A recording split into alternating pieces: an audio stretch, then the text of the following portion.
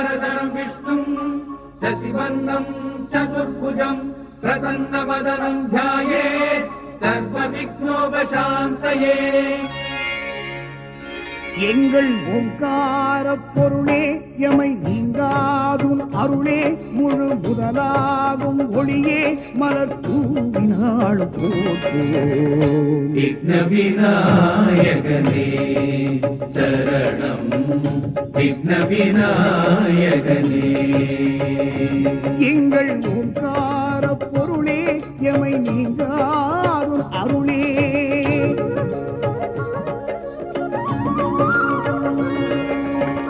வினைகளை தீர்க்கும் விக்னேஸ்வரனே தடைகளை நீக்கிடும் விநாயகா. வானவர் வாழ்த்த அசுரரை வெல்லுவாய் மானிடர் வாழ்ந்திட பரம்பர தருவாய் ஞானமும் செல்வமும் நீரே. ஜெய் ஜெய் கணபதி ஜெய் ஜெய் கணபதி ஜெய் ஜெய் கணபதி ஜெய் ஜெய் கணபதி. ஓங்கார பொருளே எமை நீங்காதும் அருளே முழு முதலாகும் ஒளியே மலர் தூவினாளும் போற்றுவோம். விக்ன விநாயகனே சரணம் விக்ன விநாயகனே. எங்கள் ஓங்கார பொருளே எமை நீங்காதும் அருளே.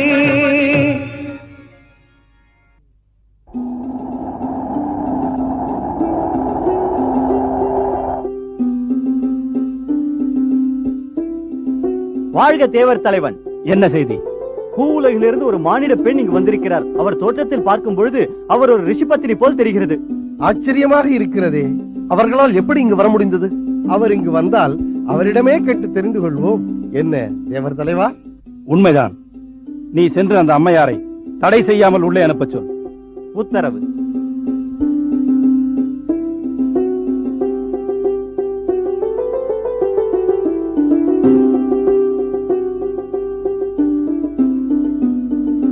தேவர் தலைவனுக்கு என் பணிவான வணக்கம். வாருங்கள் தாயே, வாருங்கள். தாங்கள் கௌண்டில்ய முனிவரின் மனைவி. என் பெயர் ஆசிரியை. என்ன? வணக்கம் தாயே. எங்கள் வணக்கத்துக்குரிய கௌண்டில்ய முனிவரின் பத்தினியா ஒரு மானிட பெண்மணி பூவுலகிலிருந்து இங்கு வந்திருக்கிறார் என்று கேட்டவுடன் வியப்படைந்தேன். ஆனால் மாமுனிவரின் தேவியாகிய தாங்கள் இங்கு வந்ததில் வியப்பதற்கு எதுவுமில்லை என்றே தோன்றுகிறது தாயே. உங்கள் வரவால் இந்த இந்திரலோகம் புண்ணியம் அடைகிறது. வாருங்கள், வந்து இந்த ஆசனத்தில் அமருங்கள். இல்லை, வேண்டாம். ஏன்? அமரேந்திரனான தங்கள் முன் நான் அமருவது முறையில்லை என்றுதான். தங்களை அனுப்பிய கௌண்டில்ய முனிவருக்கு தரும் கௌரவம். தாங்கள் தயக்கமின்றி அமரலாம். வாருங்கள், அமருங்கள்.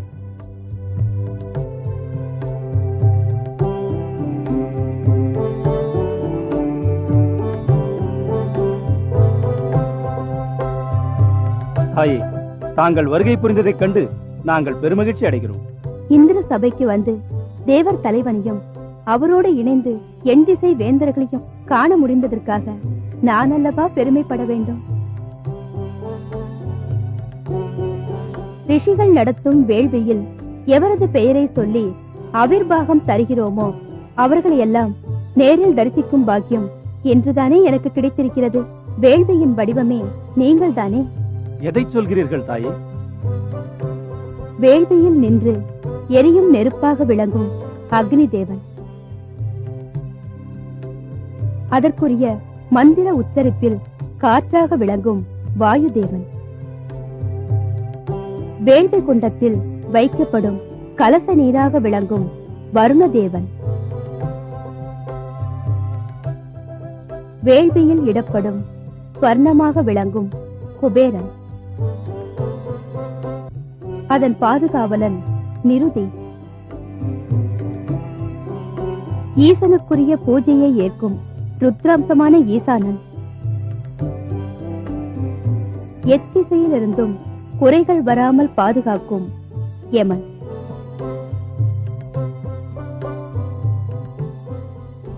அவ்வளவுதானா? அது எப்படி? இத்தனைக்கும் மேலாக இவை அனைத்துக்கும் தலைவனாக இருந்து நடத்தி வைக்கும் தேவேந்திரனான தாங்கள். மொத்தத்தில் வேள்வி என்பதே தேவர்களின் வடிவம் தானே? மாமுனிவரின் தேவியான தங்கள் வாக்கால் பாராட்டப்படுவதை தாங்கள் தந்த ஆசையாகவே ஏற்றுக்கொள்கிறோம். தாங்கள் இங்கு வந்த நோக்கத்தை அறியலாமா? அது இல்லை, வேண்டாம். தாய், தாங்கள் தயங்குவதை பார்த்தால் ஏதோ கேட்க வந்தது போலல்லவா தோன்றுகிறது. உண்மைதான். இருந்தாலும் திருமகளின் அருட்பார்வை நிறைந்திருக்கும் இந்த இடத்தில் நான் கேட்க வந்ததை பற்றி ஒரு வார்த்தை சொல்லக்கூட தயக்கமாக இருக்கிறது. எதுவாயினும் தயங்காமல் கேளுங்கள். இது பொன்னுலகம். இங்கு இல்லாததென்று எதுவுமில்லை, எங்களால் தர முடியாததென்று எதுவுமில்லை. உண்மைதான். ஆனால் நான் கேட்க வந்த பொருள் எவ்வளவு வேண்டும்? அட்டதிசை யானைகளின் மீதும் அம்பாரம் அம்பாரமாக ஏற்றி அனுப்புகிறேன். தாங்கள் தருவீர்கள். ஆனால் இந்த அளவிற்கு தான் கேட்க வேண்டும் என்று என் கணவர் ஒரு வரம்பு நிர்ணயித்து விட்டாரே. போதும் என்ற மனமே பொன் செய்யும் மருந்து என்பதற்கு ஏற்றாற்போல் கானக வாழ்விற்கே தேவையான அளவு பொருட்கள் இருந்தாலே போதும் என்று நினைத்து விட்டார் போலும். நல்லது. அது என்ன வரம் என்று அறிந்து கொள்ளலாமா? அவர் ஒன்றும் அளவுகோல் கொண்டு வந்திருப்பதாக தெரியவில்லையே. இதோ இந்த அருகம்புல்லின் நிறைக்குதான் பொருள் பெற வேண்டும் என்று என் கணவர் ஆணையிட்டிருக்கிறார்.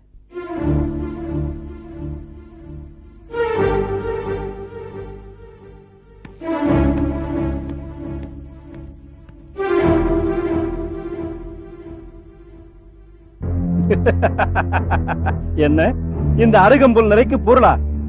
இதென்ன வேடிக்கை? எல்லோரும் பாருங்கள், இந்த அருகம்புல் நிறைக்கு பொருள் வேண்டுமாம்.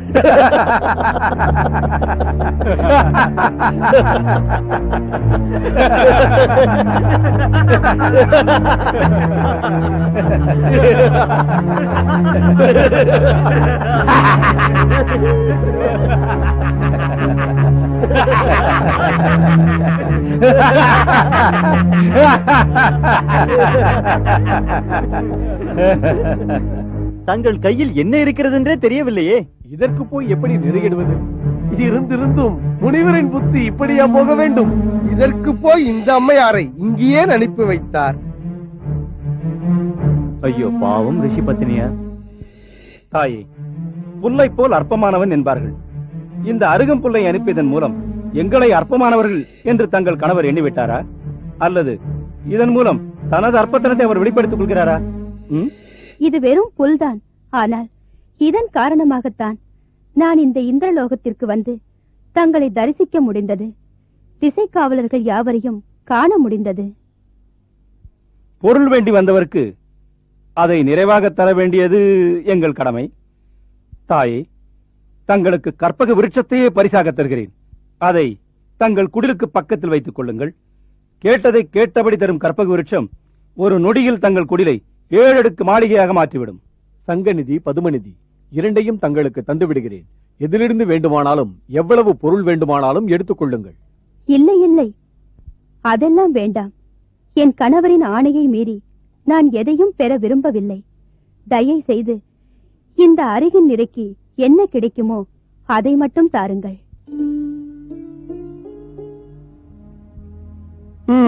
நாம் என்ன செய்ய முடியும்? கேட்டதை கொடுத்து விடுவோம்.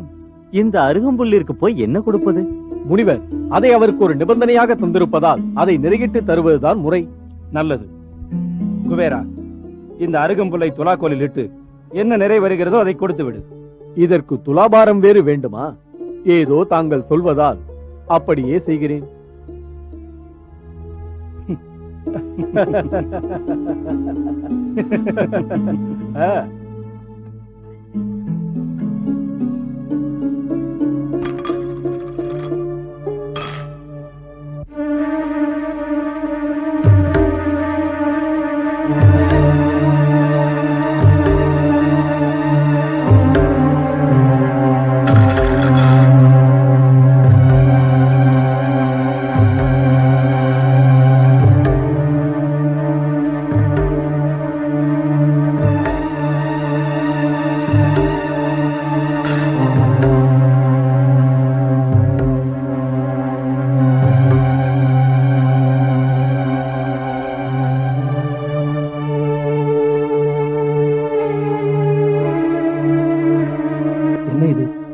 இத்தனை பொற்காசுகள் இட்டும் எடை சரியாக வரவில்லையே. ஆமாம், இதைவிட பெரிய துலாக்கோலில் நிறைய பொற்காசுகள் இட்டு தருவோம்.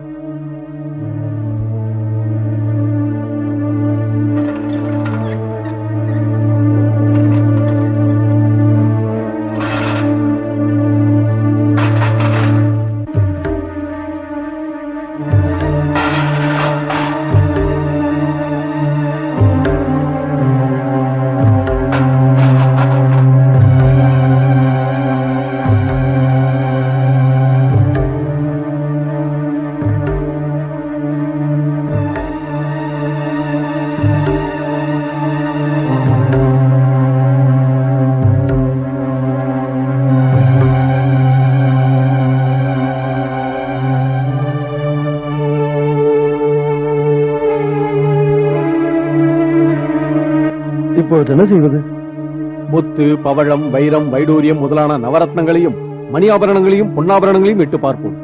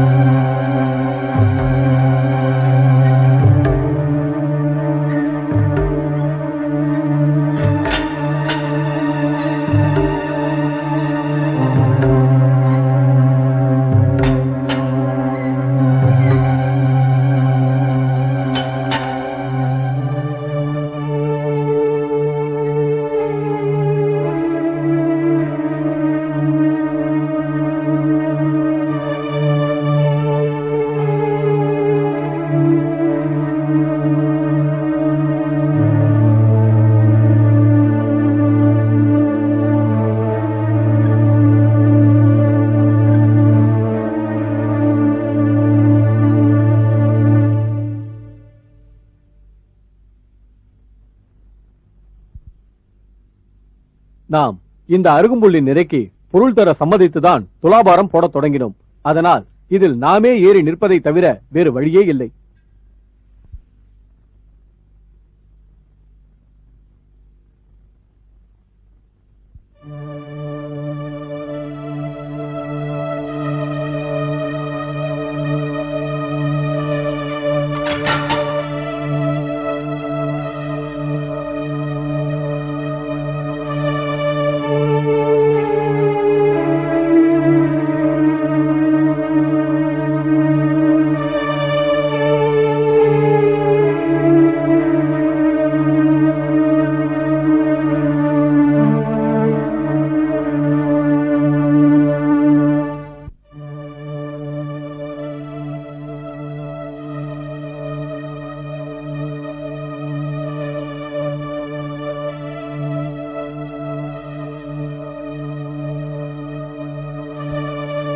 நாம் தோல்வியை ஒப்புக்கொண்டு ரிஷிபத்னியிடம் சரணடைய வேண்டியதுதான்.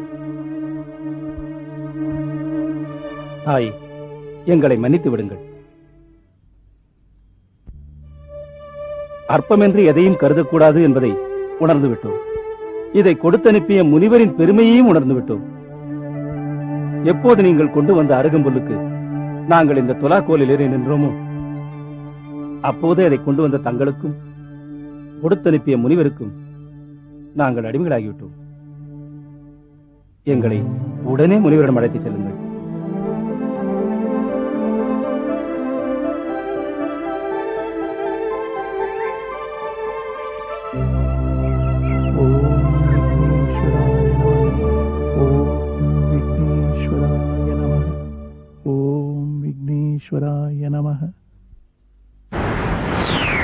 கௌண்டில்ய மகரிஷிக்கு எங்கள் பணிவான வணக்கம்.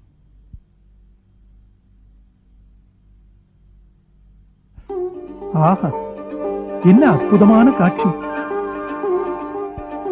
என் திசை வேந்தர்களும் இந்த சின்னஞ்சிறிய குடிலில் ஒன்றாக எழுந்தருளிருப்பதைக் கண்டால் வியப்பாக இருக்கிறது.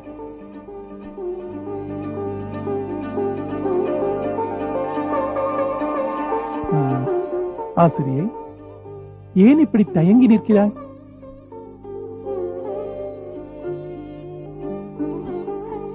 சுவாமி, என்னை மன்னித்து விடுங்கள். மன்னிக்க வேண்டிய அளவிற்கு நீ ஒன்றும் தவறு செய்து விடவில்லையே. ஆமாம், இவர்களை ஏன் இங்கு அழைத்து வந்தாய்? அதை முதலில் சொல். முனிவர் பெருமானே, அன்னையார் எங்களை இங்கு அழைத்து வரவில்லை. அருகம்புல்லின் நிறைக்கு துலாக்கோலில் நாங்கள் தான் ஏறி நின்றோம். அதற்கு கட்டுப்பட்டு நாங்கள் இங்கு வந்துள்ளோம். அதற்கு பொருள்? அருகம்புல்லுக்கு நாங்கள் அடிமைகள். ஆகையால் அதை கொடுத்தனுப்பிய தங்களுக்கும் நாங்கள் அடிமைகள் தானே. தந்தனுப்பியவன் நானாக இருக்கலாம் தேவேந்திரா. ஆனால் அந்த அருகம்புல்லிற்கு அத்தகைய ஆற்றல் ஏற்பட்டதற்கு காரணம் நான் அல்ல. அப்படியானா? ஆம், விநாயகருக்கு அர்ச்சித்த நிர்மால்யம் தான் அது. அதை அறியாமல் இழந்த எங்களுக்கு இத்தகைய அடிமை வாழ்க்கை தேவைதான் சுவாமி. இங்கு நீங்கள் இருந்து என்ன செய்ய போகிறீர்கள்? தாங்களிடம் கட்டளை எதுவானாலும் எங்கள் சிரமேற்கொண்டு பணிபுரிவோம். என்ன ஆசிரியை, இவர்களை நமது பணிக்கு அமர்த்திக் கொள்ளலாமா? அபச்சாரம், அபச்சாரம் பிரபு. இவர்களை உடனே அனுப்பி வையுங்கள். அதற்கு முன் உனக்கு ஏதேனும் பொருள் வேண்டுமென்றால் அதை கேட்டு பெற்றுக்கொள். அமரேந்திரனே நமக்கு அடிமையாகிவிட்டதால் அமரலோகம் நமக்கு அடிமையாகிவிட்டது. அப்புறம் என்ன? அங்குள்ள ஐராவதம் என்ற யானை, உச்சிரவஸ் என்ற குதிரை, கேட்டதை கொடுக்கும் கற்பவிருட்சம், காமதேனு, அனைத்தும் நம்முடைய உடைமைதானே. எது வேண்டுமோ எடுத்துக்கொள். இல்லை சுவாமி, எனக்கு எதுவுமே வேண்டாம். போகட்டும். குபேரா, சொல்லுங்கள் முனிவரே. சங்கிலே இருந்து தோன்றுவதால் சங்க நிதி என்றும், தாமரை மலர் போன்ற பத்மத்திலிருந்து தோன்றுவதால் பதுமநிதி என்று பெயர் பெற்ற இந்த இரு நிதிகளும் இன்னமும் உன்னிடம்தானே இருக்கிறது. ஆம் சுவாமி. அவைகளை ஆசிரியரிடம் தந்து விடலாமே. தங்கள் ஆணைக்காக தான் காத்திருக்கிறேன். இக்கணமே இங்கு வரவழைத்து. வேண்டாம், வேண்டாம் சுவாமி. இன்னும் ஏன் இப்படி என்னை சோதிக்கிறீர்கள்? எனது தவறை நன்றாக உணர்ந்து விட்டேன். விநாயகருக்கு நீங்கள் அர்ச்சித்த ஒரே ஒரு அருகம்புல்லிற்கு இந்திராதி தேவர்களே ஈடில்லை என்றால், நாள்தோறும் 108 அருகம்புற்களை இட்டு பூஜிக்கிறீர்களே, அதற்கு ஈடாக எதை தர முடியும்? இப்படி எண்ணற்ற வருடங்கள் எண்ணிக்கை சொல்ல முடியாத அருகுகளை கொண்டு பூஜித்திருக்கிறீர்களே, இதற்கு ஈடாக என்ன இருக்க முடியும்? போதும் ஆசிரியை, போதும். நீ இதை உணர வேண்டும் என்பதற்காகத்தான் அந்த அருகம்புல்லை கொடுத்து அனுப்பினேனே தவிர அமரர்களை அடிமையாக்குவதற்காக அல்ல. தேவேந்திரா, இவருக்கு இன்னென்ன செயல்கள் என்று இறைவன் வகுத்து வைத்திருக்கிறான். அதை மீறி நடப்பதற்கு நாம் விரும்பக்கூடாது. குயில் பாடத்தான் வேண்டும், மயில் ஆடத்தான் வேண்டும். இதன் வேலையை அது செய்ய நினைத்தால் இரண்டுமே பயனற்று போய்விடும். உண்மைதான் முனிவரே. கானக வாழ்க்கையும் வானக வாழ்க்கையும் ஒருபோதும் ஒன்றாக முடியாது. எனது தர்மம் இங்கிருந்து இறைவனுக்கு பணி செய்வது. உனது தர்மம் அமராவதியை அரசாண்டு அட்டதிசை பாலகர்களையும் பரிபாலனம் செய்வது. உனது ராஜ்யத்தை உனக்கே தந்துவிட்டேன், ஏற்றுக்கொள்.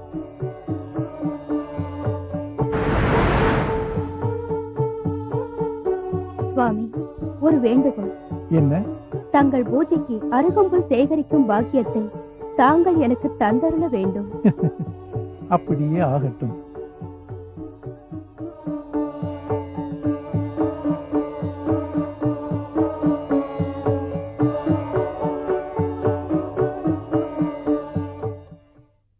शुक्लाम्बरधरं विष्णुं शशिवर्णं चतुर्भुजं प्रसन्नवदनं ध्यायेत् सर्वविघ्नोपशान्तये. எங்கள் ஓங்கார பொருளே, எமை நீங்காதும் அருளே, முழு முதலாகும் ஒளியே, மலர் தூவினாள் போற்றுவோம். விக்ன விநாயகனே சரணம், விக்ன விநாயகனே. எங்கள் ஓங்கார பொருளே, எமை நீங்காதும் அருளே.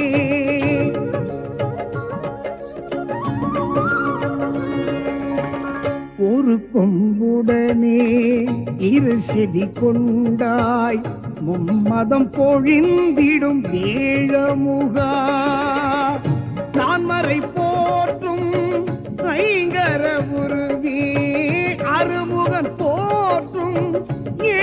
சுடர்வடி என் திசை நவக்கோள் நீயே.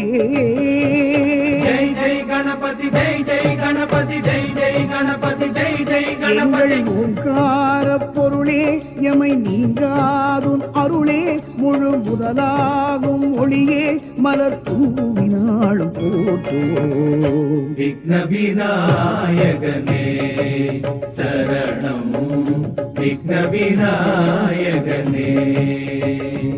எங்கள் ஓங்கார பொருளே எமை நீங்காதும் அருளே